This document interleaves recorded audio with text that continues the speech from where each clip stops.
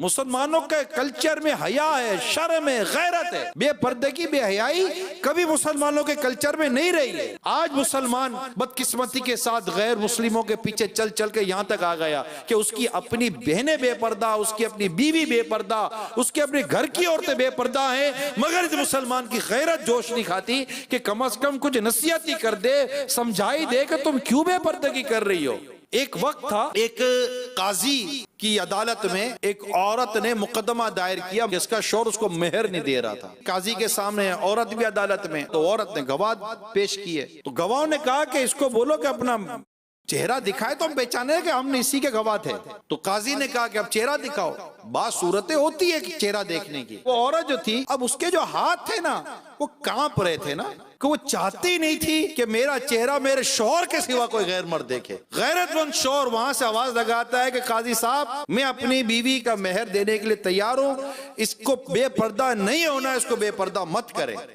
مجھے بھی گوارا نہیں ہے کہ میری بیوی کو کوئی غیر مرد دیکھے. جب اس عورت نے یہ دیکھا کہ میرا شوہر اتنا غیرت مند ہے کہ اس کو یہی گوارا نہیں کہ میرے چہرے کو کوئی غیر مرد دیکھے، تو اس نے قاضی صاحب کو کہا، قاضی صاحب میرا شوہر اتنا غیرت مند ہے، میں اس سے مہر لے کر کیا کروں گی. میں نے اس کو اپنا مہر معاف کر دیا. یہ پہلے ایسا دور تھا، شوہر غیرت مند تھے. آج معذرت کے ساتھ بے غیرتی ہے، اپنی بیوی کو بے پردہ گھماتے ہیں، سمجھاتے بھی نہیں ہیں. آدمی قدرت پر سمجھائے، دل رنجیدہ ہو، سمجھاتا ہو، سب کچھ کرتا ہو، مگر پھر بھی اگر خدا ناخواستہ نہیں ہوتا تو ایک الگ کیس ہے. لیکن پہلے تو یہ کہ مرد کی عقل سے پردہ ہٹے گا تو اس کی عورت پردہ کرے گی نا.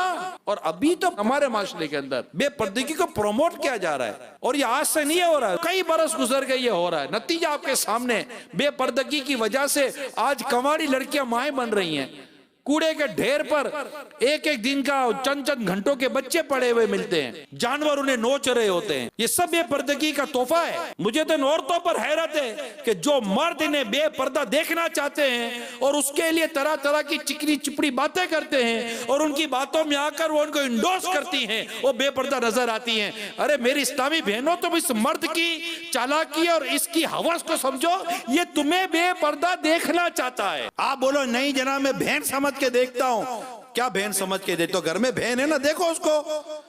میں ماں سمجھ کے دیکھتا تو ہے نا گھر میں ماں، دیکھو اس کو. گھر میں ماں کو دیکھنے کی فرصت نہیں ہے. دوسروں کو میری ماں سمان ہے، میری بہن جیسی ہے، میری ماں جیسی ہے. یہ ساری بہن جیسی ماں جیسی تم کو ایسے ملتی ہے؟ کبھی بولا یہ میرے چچا جیسا ہے، یہ میرا بھائی جیسا ہے، یہ میرے دادا جیسا ہے، یہ میرے نانا جیسا ہے؟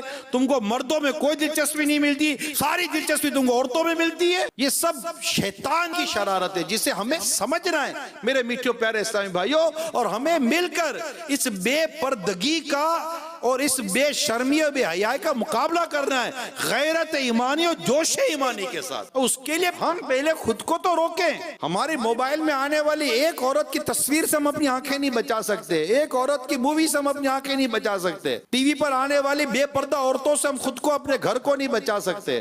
گھر میں فلمیں، ڈرامے، گانے باجے ماں بہنوں کے ساتھ بیٹھ کر تو قوم دیکھ رہی ہے. اللہ کی پناہ. تو اللہ ہم سب کو صحیح معنی میں غیرت ایمانی، جوش ایمانی عطا فرمائے، اور ہمیں اللہ کریم اپنی نفس پر قابو عطا فرمائے.